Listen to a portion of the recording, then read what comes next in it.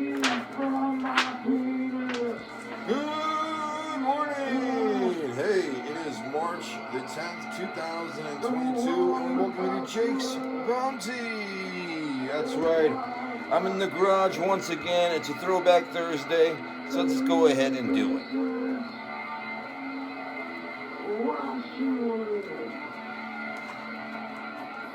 Alright, thank you very much for tuning in to Jake's Bounty. I'm your Jake Hernandez, and that was a song entitled Why Should It Matter? That's right. Dildos and jock straps, a sheath for your penis, fetishes, all that good stuff. That was from an album that I did back in 2008 entitled Pleasures of the Flesh. And you can go get that now at any record store, Spotify, YouTube, Pandora. Alright. Well, let's go ahead and thank the sponsors. First, we got Bushwack, and we are going to have a scene from it today. I'm going to act out a scene from the movie Bushwack. And you can get it right now at Ray's Video, just $1 7-day rental. Alright. Also, get dog training for dummies when you go over here to Jake's Bounty website and you type in the word dummy. And just $5.99. We'll take a look from it later on. And here we go with some news. Consequences coming after singer. Special needs student smacked by aide. She has lost her job and may face criminal charges. She ended up hitting a 15-year-old female named Caleb. And Caleb has Angelman syndrome. You can look that up and see what that's all about. It's pretty interesting, actually. And let's see, the aide hit the son, and the police, I guess, ended up taking a police report. So we'll have more on that when we do. We'll report it to you.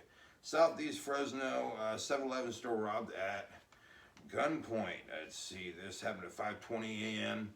near Chestnut and Church. Oh, I've been to that 7-Eleven, and I can tell you, it's a shithole. Alright, he took $20 in cigarettes. Woo! I guess he got a whole pack, right? He also took the store clerk's phone. No one was hurt. They were reviewing cameras, and they said the guy was wearing a mask, a red shirt, and a dark colored jacket. Anyone with info, please contact the Fresno PD. Alright, father and son have been acquitted of 2020 Fresno murder. Jesus Serena Sr. and his son Jesus Serena Jr. Were accused of killing 43-year-old Florentino Higuera. Jury spent 3 months on the case, not in the court the whole time, obviously. No weapon or bullets were found at the crime scene near McKenzie Avenue and 9th Street. Crews investigating suspicious fire near Kingsburg. Let's be honest, this is in Kingsburg. Alright, 4 a.m. at house on Delray and Clarkson Avenues. It's just down the road from where I live. The house did get smoke damage, but ended up being okay. Alright, smoke damage. Okay, well, I want to go ahead and tell you about the movie Bushwack over here. A Ray's Video, $1 7-day rental.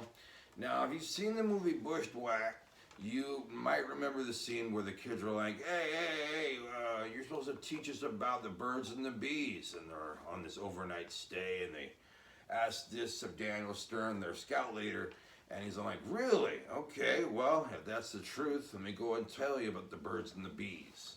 Well, in this version, it was rated PG-13.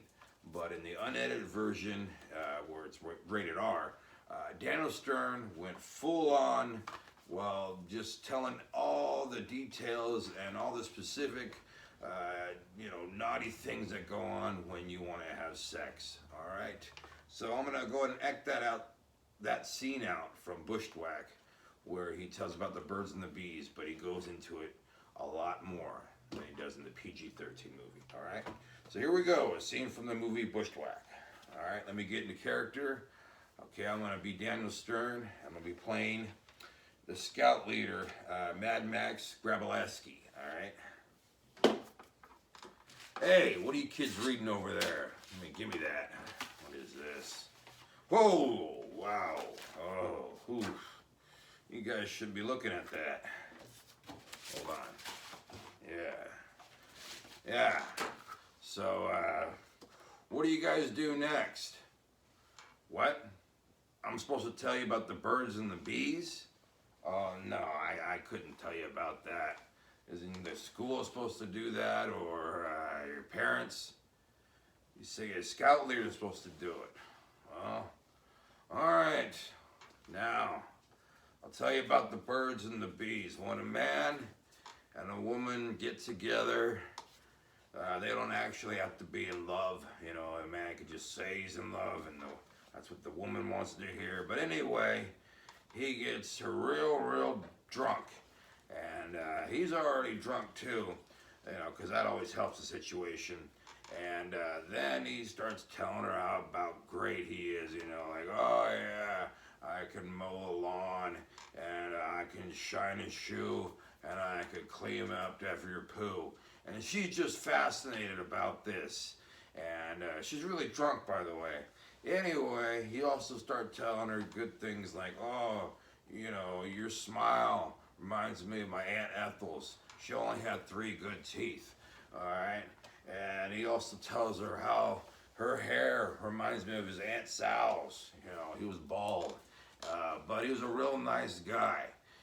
Anyway, they start really smooth talking each other back and forth, and he's like, hey, you want to come back from my place to get some coffee? You know, and coffee is like slang for like fucking, okay? You know, fucking kids. Anyway, so they don't make any coffee, and they start kissing on each other. Oh yeah. And he starts just grinding her up like that with his clothes on, and then he takes the clothes off, and she's got these full big old titties, just like perky and shit.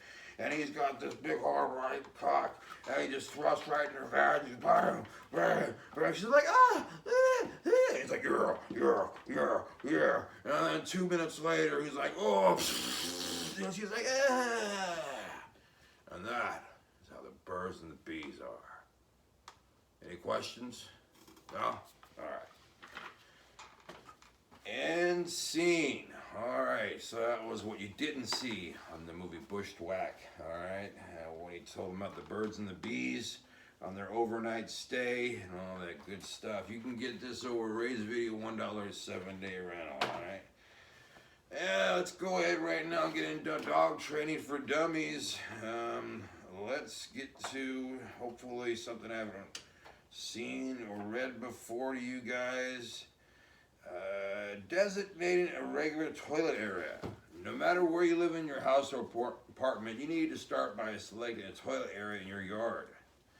Now, I've already done this for myself. It's called a toilet.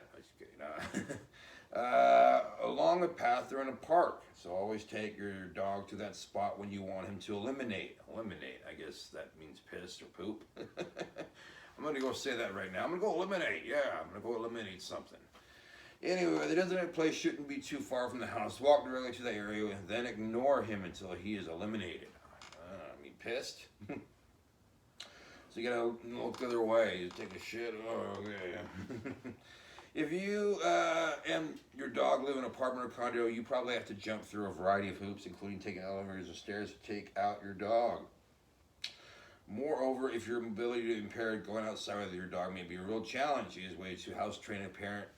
And house train an apartment or condo dog is first follow the regimen by using a crate. If you're using a pee pad and tray, you can get those online, obviously, or are pretty easy to find. They give the Dollar Tree.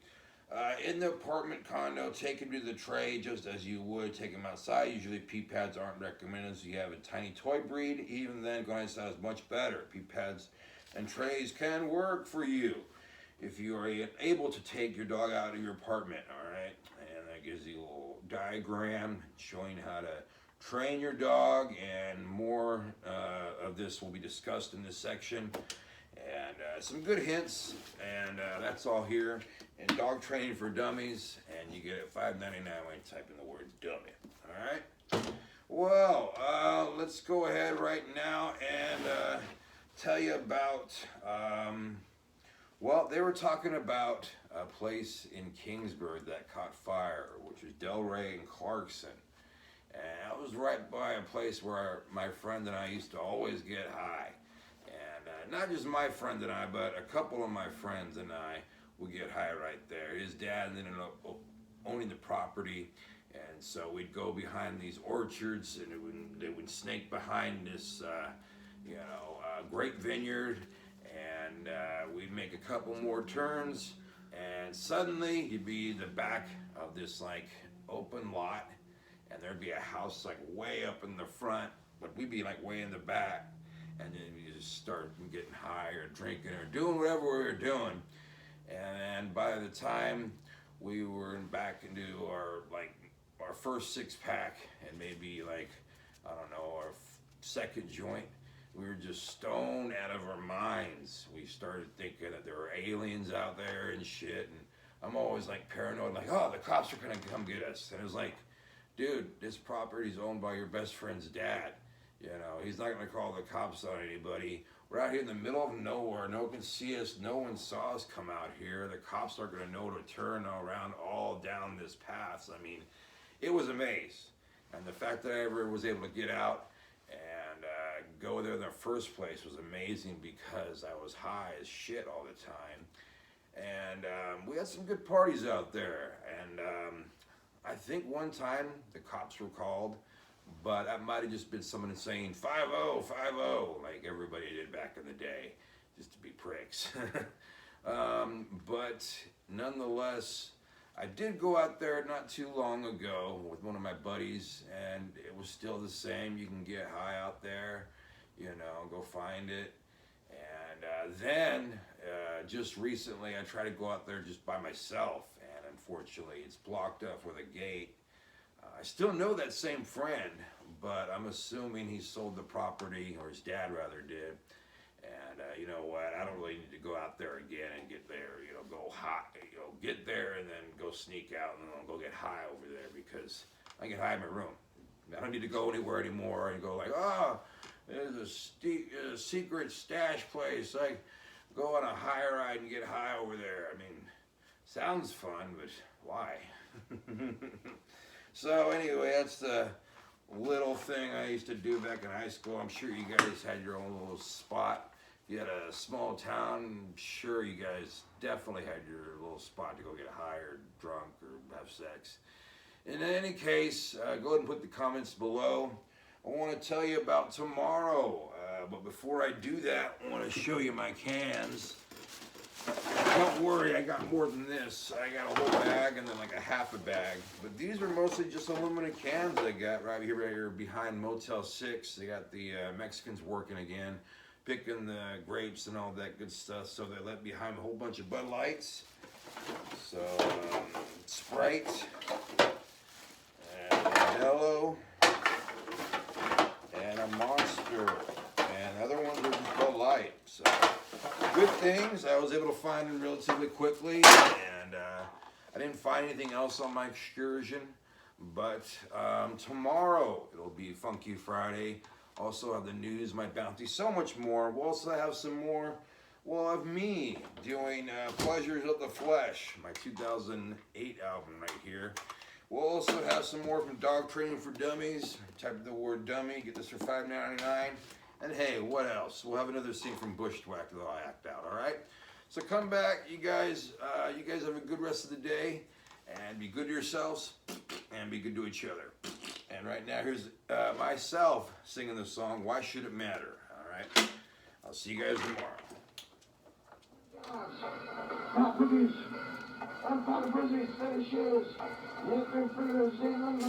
Jake's Bounty was filmed at Fornicate Yourself Records Production 2021. You can follow his Facebook, his channel, his website. Go leave a like, leave a comment. As always, please subscribe.